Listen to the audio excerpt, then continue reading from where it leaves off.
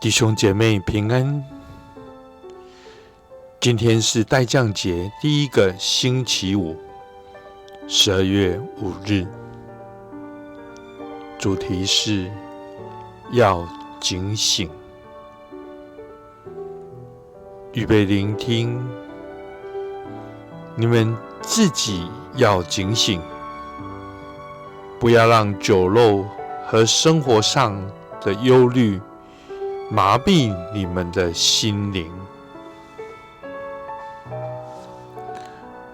我们要以敬虔的心来阅读路加福音21章25到36节。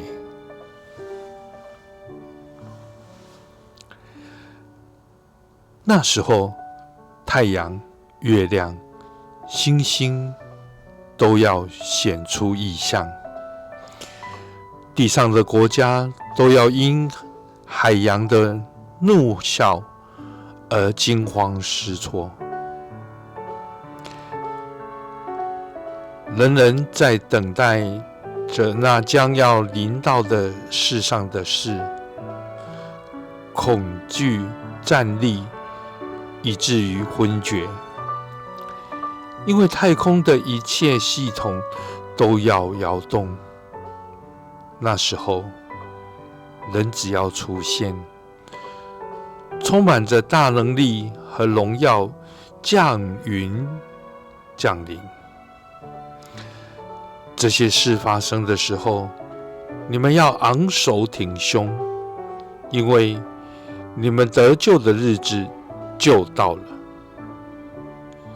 耶稣又对他们讲一个比喻：你们看看无花果树和其他的各种树，它们一长出新叶，你们就知道夏天快到了。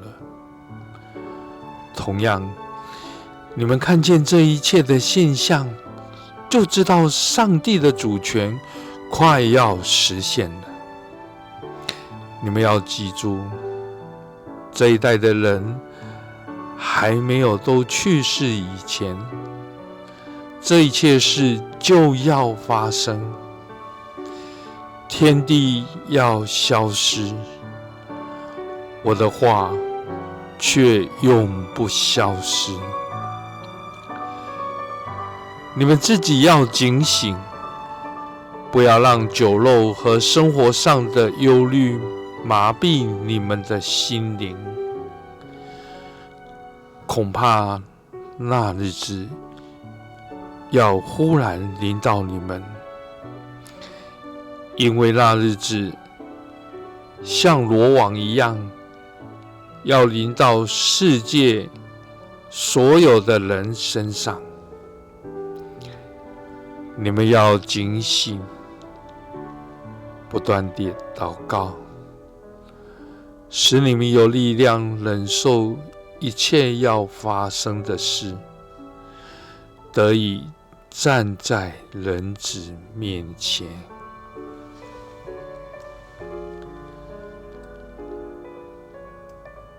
让我们用敬虔的态度来探求并深思。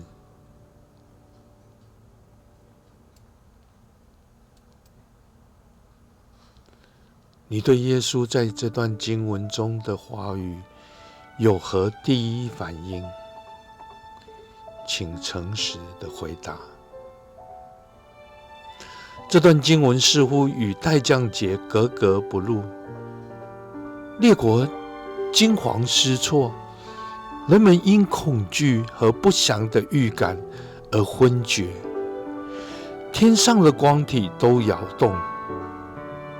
但耶稣再来，意味着审判、平反不公，在混乱的世界恢复秩序和公义。这表示我们所认识并经历的世界的终结。试着猜测灾难何时发生，对耶稣最后警告：你们要警醒，不断的祷告，是一个干扰。首先要警醒，当我们任由自己的心灵被酒肉和生活上的忧虑麻痹时，很容易误入歧途。我想，对我们大多数人来说，世俗的享乐和醉酒并非问题所在。然而，生活上的忧虑却会让我们不堪负荷。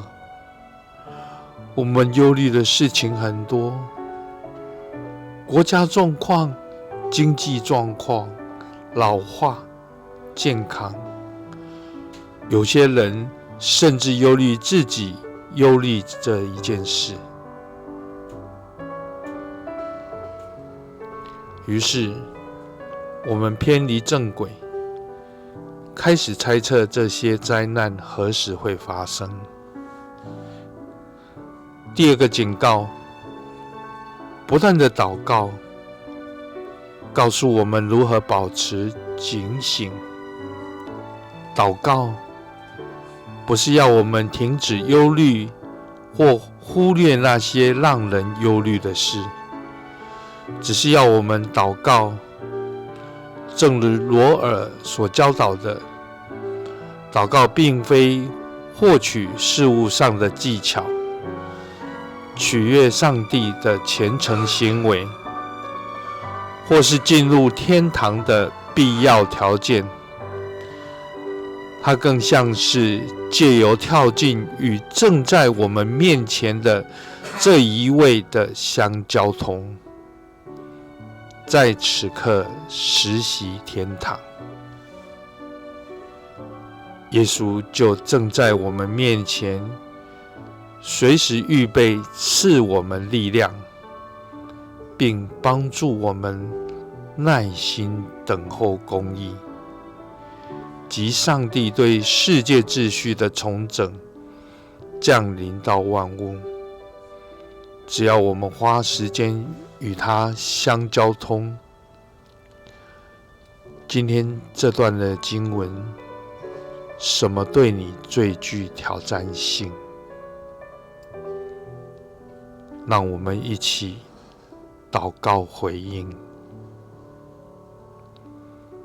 主啊，求你赐给我力量来逃脱这一切将要发生的事，并在现今保持警醒，时刻谨守，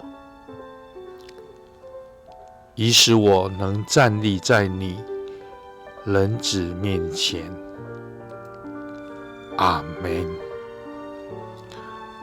活出顺服，祈求时时警觉，保持警醒。